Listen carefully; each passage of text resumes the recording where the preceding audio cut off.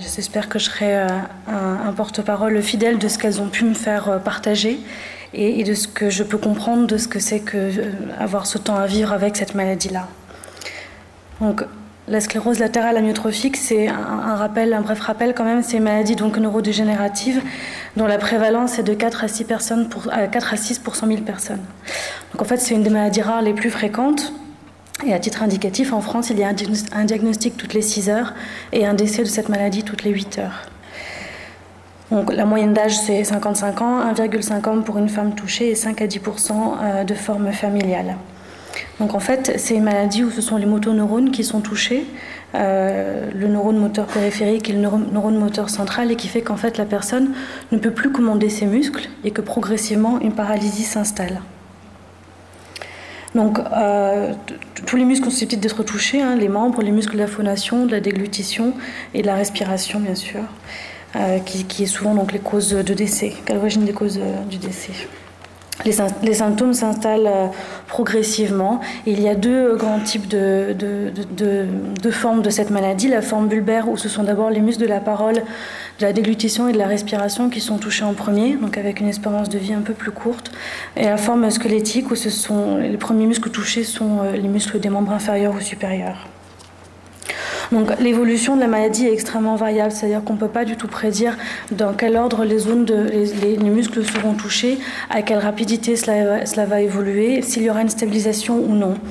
Et ça, c'est important dans le suivi de ces patients-là parce que du coup, ça peut faire vivre le sentiment qu'on a toujours un temps de retard et que l'anticipation étant impossible, on peut se sentir courir après la maladie, autant le patient que les soignants.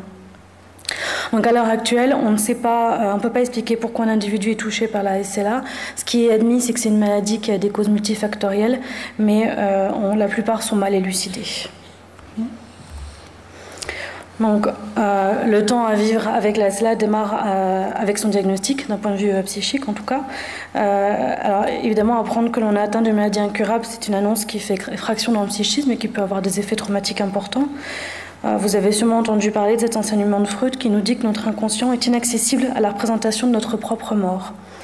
En fait, ça veut dire que savoir que l'on est mortel, c'est une connaissance intellectuelle, mais ce n'est pas quelque chose qui est ressenti subjectivement.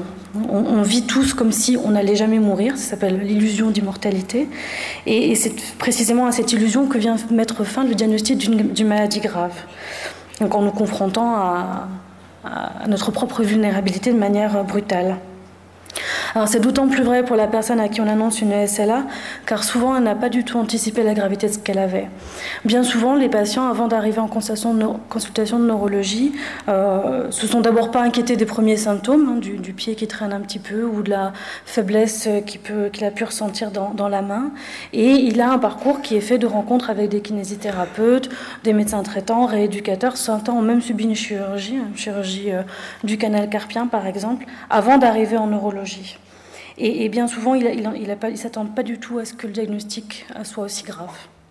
Donc du coup, là, la surprise ajoute à l'effroi.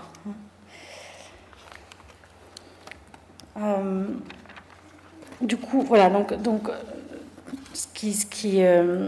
c'est une annonce qui fait trauma, et ça se voit, ça s'entend dans le discours des patients qui nous disent clairement il y a eu un avant et un après dans ma vie, après cette rencontre avec le médecin. Ma vie a été bouleversée. Donc la façon dont va être vécue cette maladie dépend de plein de facteurs, la structure psychique du patient, son histoire, sa personnalité, l'étayage familial et social et la façon dont son entourage va pouvoir se mobiliser autour de la maladie et du malade. Donc dans les suites du diagnostic, on peut observer des mécanismes de déni, des effondrements, des mouvements dépressifs ou encore de la sidération. Il y a une chose aussi qui est particulière dans le diagnostic de SLA, c'est que c'est un diagnostic qui laisse face au vide. C'est-à-dire que la médecine ne peut pas encore expliquer les causes de la maladie et elle ne peut pas encore proposer de traitement non plus. Donc en même temps qu'on annonce à quelqu'un qu'il a une SLA, on lui annonce que la prise en charge sera palliative. Et du coup, s'effondre la représentation d'une médecine savante, sachante, guérissante, enfin, en un mot un peu toute puissante, qu'on a notamment dans nos sociétés occidentales. Et du coup, ce vide-là va influer sur le vécu psychique du patient et de son entourage. Donc il va y avoir une tentative de mise en sens, hein, bon, ça se trouve dans d'autres maladies aussi, hein, bien sûr, mais il y a une étape qui va consister à mettre en sens cette annonce-là et le déclenchement de la maladie, et qui va venir essayer de combler le vide laissé par l'absence d'explication et de traitement. Donc, par exemple, une personne a pu me raconter à quel point elle s'était imposée à un rythme extrêmement élevé dans sa vie, avec beaucoup d'exigences, et que finalement, elle se disait que la maladie, c'était un peu la réponse que lui faisait son corps à ce qu'elle lui avait imposé pendant autant d'années. Un autre patient, lui, a mis sur le compte d'une grave chute qu'il avait immobilisé pendant plusieurs semaines sa faiblesse musculaire, et il a mis beaucoup de temps avant de pouvoir entendre que c'était la SLA qui était à l'origine de la chute, et pas la chute qui était à l'origine de sa paralysie. Alors, ce sont des temps qui sont extrêmement importants parce que du coup, ça permet aux patients de s'approprier un peu cette annonce-là. Et c'est en s'appropriant ça qu'on peut dépasser le traumatisme. Et j'insiste parce que souvent, ces interprétations qui sont faites par les patients et leurs familles sont un peu considérées comme des fioritures, voilà, sont parfois même tournées en dérision, alors que c'est des moments extrêmement, c'est un temps extrêmement important. Et c'est pas forcément du déni. Et c'est un temps vraiment à respecter. Alors justement, en parlant de temps, donc le temps la perception du temps change à plusieurs niveaux. Hein. D'abord par le handicap lui-même, c'est-à-dire que les choses forcément sont faites plus lentement. Alors il y a des personnes qui vont vivre ça comme étant agréable, c'est-à-dire qu'elles peuvent enfin savourer les choses et permettre, et finalement ce ralentissement là du rythme permet de mieux les apprécier. Et d'autres le vivent sur un mode beaucoup plus persécutant. La notion de mort, évidemment, change le rapport au temps. Hein. Je vous apprends rien. Là, le temps, la vie s'écoule sous le signe de l'incertitude et de la précarité. Hein, les projets se font à plus court terme. Il y a éventuellement des deuils, comme celui de devenir grand-mère un jour, par exemple, qui peuvent s'amorcer et qui font place le plus souvent à une vie vécue au jour le jour, avec des projets à plus court terme, en fonction du champ de possibles laissé par la maladie. Parce qu'en fait, lorsqu'on est touché par la SLA, c'est comme si deux chronomètres se déclenchaient. Le temps qui reste à vivre, bien sûr, mais aussi le temps qui reste à vivre avant la prochaine étape de handicap. Et du coup, ce qui est possible de faire aujourd'hui ne sera pas forcément encore possible dans un mois. Donc, l'atteinte par la maladie peut augmenter en flèche l'appétence à vivre. Et là, bon, c'est souvent pour lutter contre des affects dépressifs. Mais du coup, on peut avoir des personnes qui se mettent à organiser fêtes, réunions de famille et voyages et où vraiment chaque minute se met à compter. Et puis pour d'autres, vivre dans ces conditions devient insupportable. L'investissement du temps présent est trop compliqué. Et là, les patients se racontent souvent au passé. Donc ils se présentent, voilà, ils racontent qui ils étaient en fait, enfin, c'est comme ça qu'ils le disent, ce qu'ils aimaient faire et à quel point ils étaient actifs, ce qui est souvent vrai d'ailleurs. Donc là, le deuil des anciennes capacités fonctionnelles ne se fait pas. La diminution des champs des possibles justement est inacceptable. C'est bien souvent en lien avec la question du regard de soi sur soi-même, c'est-à-dire que vivre avec la SLA confronte à la vision de soi en tant que personne handicapée, de plus en plus dépendante des autres, avec tous les remaniements identitaires que cela implique. Donc, en effet, quand on est atteint par la SLA, l'image physique de soi bien portant, sa pudeur, le rôle identitaire familial, au travail, dans la vie sociale sont bouleversés, confrontés aux représentations de la maladie, du handicap et de la mort. Donc, parfois, la personne dit même ne pas se reconnaître, comme une patiente qui me confie un jour que lorsqu'elle parle, elle entend une bête. Et tout le travail là consiste à ramener dans la communauté des humains quelqu'un qui ne se sent plus y appartenir. C'est-à-dire que la SLA, ça peut faire vivre de ne plus se sentir humain. Peu souvent exprimé, et c'est Hélène Brock justement dont on parlait qui l'a montré dans la littérature, la SLA est aussi une maladie qui peut faire vivre de la honte tant elle peut toucher à la question de l'estime de soi. Comme par exemple cette personne qui s'effondre en nous racontant qu'elle a dû demander à sa fille de 8 ans de porter le pack d'eau parce qu'elle n'y arrivait plus.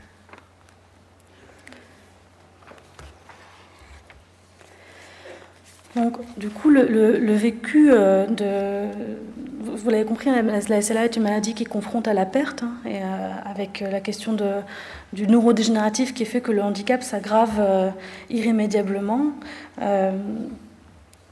Et donc, du coup, le vécu psychique va devoir s'articuler aussi avec cette question de la perte.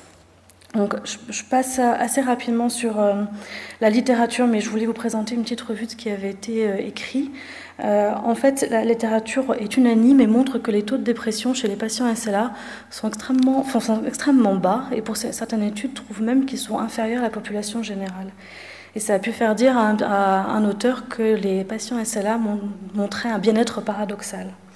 Alors, il y a des biais, c'est-à-dire que souvent les patients SLA sont mis sous traitement antidépresseur pour traiter dépression, bien sûr, mais aussi hypersialurie ou troubles du sommeil. Voilà, donc c'est des chiffres à relativiser. Mais c'est vrai, enfin en tout cas dans ma pratique, ce que j'ai pu constater, c'est qu'en effet, il y a peu de patients finalement qui présentent des tableaux de dépression grave, mais plutôt des personnes qui ont des mouvements dépressifs, ce qui n'est pas tout à fait la même chose. Donc, face à la perte, il va y avoir plusieurs façons de réagir. Je peux parler un peu de ce que j'ai pu observer. Donc, dès le diagnostic, on peut voir des patients qui vont changer de régime alimentaire, par exemple, ou se mettre à répéter chez eux les exercices qu'ils ont appris chez kinésithérapeutes, voire même parfois faire plus de sport. Et tout ça, ça à entendre comme des tentatives aussi de récupérer de la maîtrise face à un corps qui se dérobe. On peut entendre aussi dans les discours ce même processus avec des patients qui disent regretter ne pas avoir eu de cancer, parce qu'au moins là, ils auraient pu avoir un traitement, ils auraient pu se battre, ils auraient pu encore conduire aussi, j'ai entendu. Voilà.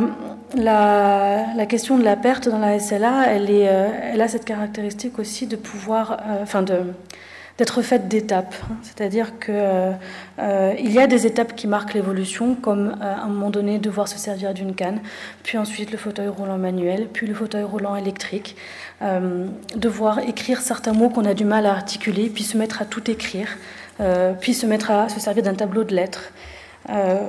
Lorsque les muscles à déglutition sont touchés, c'est la gastrostomie qui va être proposée. Quand c'est ceux de la respiration, ça va être la ventilation non invasive, et l'ultime étape est la trachéotomie. Et à chaque fois, ça marque la fin d'une fonction, ça marque l'avancée de la maladie, et c'est à chaque fois aussi une autre façon d'appréhender le monde et un autre regard posé sur soi. Et ça, c'est extrêmement important, c'est-à-dire que les patients SLA sont obligés d'aller puiser dans leur capacité d'adaptation en permanence. Donc, avec l'augmentation du handicap, les soins de nursing aussi sont de plus en plus importants. La sonde alimentaire qui n'est pas sans rappeler de cordon ombilical, mais dans une position régressive et de dépendance extrême, qui peuvent être source d'angoisse majeure. Comme en témoigne une patiente qui surveillait sans cesse son appareil de ventilation non invasive, qui redoutait tout orage de peur que l'électricité ne saute, qui agressait toutes les personnes qui s'approchaient de sa machine. Voilà, ça peut mettre dans des états d'angoisse extrêmement importants. Parfois, la perte peut être subie. Certaines personnes s'abandonnent totalement à l'état de dépendance, et d'autres personnes vont tenter par tous les moyens de maintenir une certaine maîtrise sur leur vie, comme on l'a déjà évoqué avec la question du régime alimentaire ou des exercices. Ça pourra également passer, par exemple, par un maintien à domicile coûte que coûte. Comme ce patient célibataire, tétraplégique, sous VNI 24 heures sur 24, et qui a refusé d'aller vivre chez sa mère malgré tous les encouragements de sa famille, pour habiter un appartement adapté avec présence d'auxiliaires de vie 24 heures sur 24. Et ce même patient nous a raconté un jour que sa mère avait essayé de prendre un jeu de clés de l'appartement pour pouvoir entrer quand elle voulait et pouvoir s'occuper de son fils. Et lui a répondu: si tu prends ce jeu de clés, moi je déménage. Et de la part de quelqu'un qui ne peut plus bouger, ça c'est assez éloquent.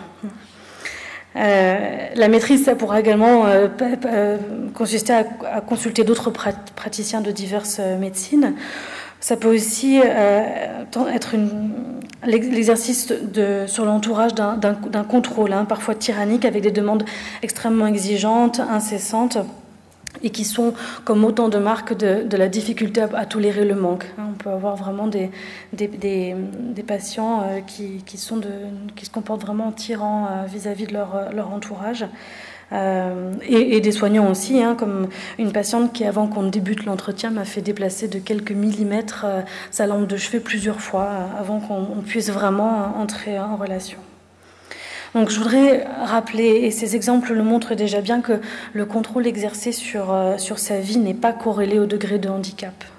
Et j'en veux pour preuve une maman qui était tétraplégique, sous VNI, et qui était privée de parole, qui ne communiquait qu'avec le clignement des paupières, et qui pour autant décidait absolument de tout dans sa maisonnée. Et il me paraît également important de rappeler que certaines des personnes atteintes par cette maladie ont vraiment pu en faire quelque chose. Et la personne dont je vous parlais plus haut et qui attribuait sa maladie au rythme effréné qu'elle avait eu tout au long de sa vie, a pu à un moment donné me dire que la maladie lui avait permis de savourer la vie autrement et de ne plus être dans une course à la performance, à la réussite, au profit de quelque chose de plus simple qu'elle savait enfin apprécier. Et une autre patiente me racontera que la maladie lui aura permis de réaliser à quel point elle était aimée et à quel point ça changeait tout dans sa façon de voir sa vie au sein de sa famille. Donc en fait, le champ des possibles, et je pense que c'est vraiment important de le souligner, il peut aussi s'ouvrir, et non pas uniquement se restreindre. Et il peut s'ouvrir à des possibles qui jusque-là n'avaient pas été envisagés. Donc, j'ai commencé à parler un peu de l'entourage. Je vais continuer pour... pareil, là, j'ai fait une petite revue de la littérature que je vous résume brièvement, juste pour vous dire que la littérature, contrairement à celle qui a été écrite sur les personnes atteintes, celle sur l'entourage des malades est extrêmement contradictoire, avec des études qui vont montrer que l'anxiété ou la dépression de l'aidant va augmenter avec le handicap, d'autres qui vont montrer qu'au contraire, les taux sont plutôt stables. Donc on n'a pas trop d'hypothèses. Pour l'instant, il n'y a rien qui a été écrit qui pourrait expliquer les disparités qui ont été trouvées dans la littérature. Bon, d'un point de vue clinique, de ce que moi j'ai pu observer, on peut parler de la question de la non-différenciation, qui est quand même assez présente dans la relation aidant-patient. C'est-à-dire que le malade atteint de SLA a besoin pour vivre et pour exister d'un autre qui devient son prolongement physique, mais parfois aussi son prolongement psychique. Et Anzieux a décrit le concept de peau commune. Je ne sais pas si ça vous est familier, c'est un concept qu'il a décrit pour expliquer la capacité de la mère à interpréter les besoins de son tout-petit, avec l'idée qu'il y avait une zone de non-différenciation, une peau commune entre les deux. Et bien on retrouve un peu ça chez les couples patients SLA aidants, et c'est très caractéristique, par exemple quand l'aidant se met à dire « on », au lieu de il ou elle. Et de manière assez typique, un époux peut répondre « on a eu mal au ventre cette semaine », par exemple. On a nos copines qui sont passées nous voir. Ce genre de choses. Et la relation de couple peut revêtir un caractère symbiotique assez important, dont la fonction est de sécuriser le patient dans son rapport au monde, parce que le monde est devenu assez angoissant.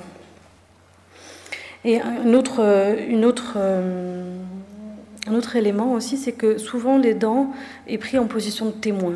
D'abord témoin de ce que la personne a été avant d'être malade, mais aussi témoin, il est souvent mis dans cette position-là par le patient, quand le médecin pose des questions sur, je ne sais pas, est-ce que vous pouvez encore écrire ? Le patient très régulièrement se retourne vers l'aidant pour lui dire est-ce que je peux encore écrire ? Quelque chose un peu comme ça, qui vient témoigner aussi de cette position de prolongement physique et psychique et de cette place de témoin à laquelle ils sont souvent assignés. Donc il n'en reste pas moins que la charge pour l'aidant est lourde, et qu'il est important que les soignants et le psychologue puissent réserver un espace de parole pour les aidants également. Et dans ces espaces, ils pourront déposer leur propre lassitude, leur propre colère, leur propre sentiment d'impuissance face à cette maladie, face à la dépression du malade, etc., etc. Ils pourront aussi peut-être confier que parfois ils en ont marre et qu'ils ont envie que tout s'arrête, malgré la culpabilité de telles pensées. Dans la littérature dont je vous parlais, il y a une étude qui met en valeur de manière très claire que les aidants disent que ce qu'ils aident à tenir, c'est de savoir que ça aura une fin. Bientôt. Donc, ce sont des mouvements auxquels n'échappent pas les soignants. On parlait tout à l'heure de la question de prendre soin des soignants. Je voudrais en parler aussi, c'est-à-dire que la prise en charge des patients SLA est extrêmement compliquée. tant elle confronte à l'impuissance, à une identification douloureuse au patient et à son entourage, et tant elle confronte à sa propre mort également. Et pour autant, l'accompagnement par l'équipe soignante est vraiment au cœur de la prise en charge. Parce qu'elle est palliative et parce que cette prise en charge va être faite de propositions, en fait. Proposition du fauteuil, proposition de la gastrosomie, etc. Et que c'est bien la qualité de la relation soignant-soigné qui va permettre de faire ces propositions de la manière la plus adaptée possible. Donc voilà, on ne présente pas, on ne tente pas une ordonnance de fauteuil roulant comme ça. Et du coup, c'est bien ce qui se passe qui va permettre de pouvoir respecter les défenses et de pouvoir amener les choses de la meilleure manière possible. Or, la position empathique du soignant, elle est loin d'être aisée à adopter, parce que se mettre à la place de l'autre atteint de SLA, c'est se laisser toucher par... en tout cas, c'est prendre le risque de se laisser toucher par des débordements face à la souffrance que cette maladie impose. Et du coup, ça peut générer le collage ou le rejet. Donc il peut être extrêmement compliqué de se mettre en position d'accueillir les émotions du patient, ou sa famille d'ailleurs. Et du coup, l'accompagnement des équipes paraît extrêmement important dans ce contexte-là. Donc, tout cet exposé m'amène un peu à essayer de répondre à la question, aux questions qu'on m'a posées. Comment vivre lorsque l'on sait qu'on va mourir d'une SLA ? Qu'est-il important pour pouvoir vivre le temps qui reste à vivre ? Alors c'est une vaste question, bien sûr, mais si je devais y répondre, je le ferai en 2 mots, en disant qu'il faut rester sujet. Et je ne vais pas disserter autour de ça, je vais vous raconter une anecdote qui s'est passée dans le centre et qui est criante de ce que ça peut signifier que de rester sujet et d'être considéré comme tel, avec le cas d'une patiente qui commençait à avoir de grandes difficultés pour marcher et a fortiori pour monter les marches d'escalier. Et toute l'équipe commençait à lui conseiller qu'il fallait qu'elle installe sa chambre à coucher au rez-de-chaussée et qu'elle arrête d'accéder au premier étage de sa maison. Et elle ne le faisait pas, elle continuait tous les soirs à monter cet étage, cet escalier et garder sa chambre à coucher au premier étage. Voilà, donc ça a duré un certain temps comme ça avec l'équipe qui insistait et qui s'inquiétait de la voir prendre autant de risques pour monter cet étage-là. Jusqu'au jour où en fait cette dame a pu dire que les chambres de ses enfants étaient aussi au premier étage et que si elle n'y montait plus, ça signifiait qu'elle ne pourrait plus jamais les border. Et que ça, c'était quelque chose de beaucoup trop douloureux pour pouvoir envisager d'y renoncer. Et là, voilà, la maman a disparu au profit de la seule malade. C'est tout l'enjeu pour le patient, pour son entourage et pour les soignants qui l'accompagnent consiste probablement en ce but de pouvoir continuer à vivre et à être considéré en tant que sujet désirant. Voilà, pour finir, en fait, je fais beaucoup plus court que prévu. C'est très bien, Valérie. Pour finir, je voudrais donner le dernier mot aux personnes directement touchées par la maladie, en vous faisant part d'un témoignage qu'un patient SLA a fait et qu'il a publié, et qui nous parle de l'intérieur des enjeux psychiques de la vie avec la SLA. Et je vous invite, Valérie, à prendre le temps de lire ce témoignage, et vous invite à être particulièrement attentif à cette parole de cette personne. Oui. Quand j'ai appris la nouvelle, le temps a explosé. Le passé est devenu dérisoire et le futur très très aléatoire. Restait le présent. J'ai assez vite compris que c'était la seule chose sur laquelle je devais me concentrer. Je ne me sentais pas malade. J'avais juste une petite faiblesse dans le bras droit. Il a fallu chercher longtemps avant d'en trouver la raison. Finalement, le neurologue a diagnostiqué une SLA, sclérose latérale amyotrophique, une maladie dégénérative qui fige tous les muscles les uns après les autres en 3 ou 4 ans.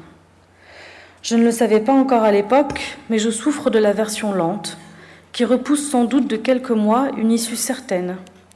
Mon corps est en train de se momifier vivant, et un jour, bientôt, je n'aurai plus la capacité musculaire de respirer. J'ai d'abord pensé à mourir, pas à vivre. Mais il y a des gens que j'aime et qui m'aiment. Mes 2 enfants, mes proches. J'ai décidé de tenir jusqu'au jour où je ne pourrai plus jouer de la guitare, c'est mon métier, et faire ma toilette tout seul. L'évolution lente de ma maladie lui a laissé le temps de s'imposer à moi. J'ai fait la connaissance d'autres personnes pour qui tout va beaucoup plus vite. J'ai compris que la seule solution, c'est de ne pas faire corps avec elle. Je ne suis pas un malade de Charcot. Je suis un homme, musicien, atteint de cette maladie. Elle fait son chemin en détruisant mon corps, mais tout le reste m'appartient. Mon âme, mon énergie créatrice, mes désirs, la connaissance de moi. La médecine n'a aucune arme à me proposer à part un accompagnement psychologique, aucun médicament pour stopper son évolution. Le seul terrain sur lequel je peux me battre, c'est l'ailleurs, l'amour, la créativité, la vie, pour rester un être social, en contact avec le monde et en interaction avec les autres. Cette maladie, c'est un très long et un très étonnant voyage. Peu à peu, j'ai découvert que le corps est un véhicule, mais que l'âme et l'esprit sont indépendants de cette mécanique. Mon boulot, depuis 3 ans, c'est de trouver cette indépendance. La force de vie n'est pas musculaire. La preuve, mes muscles sont de plus en plus faibles, et pourtant, je me sens de plus en plus vivant. Je sais bien qu'il y a une limite et que, à un moment, ma faiblesse physique rendra les choses trop difficiles. Mais je ne veux pas la situer, cela n'a aucun sens. La dernière fois que je l'ai fait, je me suis trompée. Il y a 1 an, un matin, je n'ai plus pu me peigner, ni jouer de la guitare, ni faire ma toilette seule. Finalement, c'est beaucoup plus surmontable que ce que j'imaginais. D'ailleurs, je suis toujours là, engagée dans ce voyage extraordinaire pour lequel je n'ai pas besoin de mon corps. La première de mes urgences, c'est de me retrouver, moi. Comment être un musicien si je ne peux plus toucher une guitare ? Comment être un homme si je ne peux plus aimer une femme ? Accéder à la sexualité, protéger mes enfants ? Comment être un être libre si je ne peux plus ouvrir une porte, conduire une voiture, boutonner mon manteau ? Perdre mon autonomie au quotidien, c'est perdre une partie de qui je suis. La SLA est le cancer de l'ego, un tsunami qui dévaste les racines identitaires. La dégénérescence est un combat indolore mais épuisant. La maladie a toujours une étape d'avance sur moi. Chaque fois que je trouve une solution à un nouveau handicap, elle est elle-même absorbée par la progression du mal. Le temps d'acquérir un nouveau geste pour compenser celui que l'on ne peut plus faire, et le nouveau geste devient impossible lui aussi. Le temps d'apprendre à se servir d'un outil pour remplacer ce geste, on n'a plus la force musculaire de le faire fonctionner. Il a fallu que j'apprenne à demander. Ça m'a blessée, humiliée au début, puis j'ai découvert que demander de l'aide à un autre, c'est lui donner la possibilité d'être aimant et disponible. Et que me rendre ce service que je lui demande peut être une source de plaisir pour lui. Il n'y a pas très longtemps, j'ai appris à être un musicien sans guitare. Je me suis mis à chanter, beaucoup, même si mes capacités respiratoires ne me permettront bientôt plus de le faire. Mais surtout, j'ai découvert que l'absence de muscles ne tue pas la musique. Elle la déplace vers cet ailleurs que je ne me lasse pas de découvrir. Apprendre à être un homme privé de tous ses repères d'homme reste pour moi le point le plus délicat. Je ne suis plus le père, le compagnon, sécurisant, séduisant, et capable d'offrir un horizon à une femme et à des enfants. C'est ma plus grande zone de fragilité pour le moment. Je sens que c'est dangereux et difficile de m'y aventurer vraiment. La maladie m'a obligée à aller me chercher. Je suis tombée malade et j'ai rencontré l'humanité. La mienne et celle de ceux qui m'entourent. C'est pour cela que je suis encore là. Pour dire, tant que je le peux, que c'est invraisemblable que l'on puisse être si nombreux à traverser la vie à passer à côté d'une telle puissance.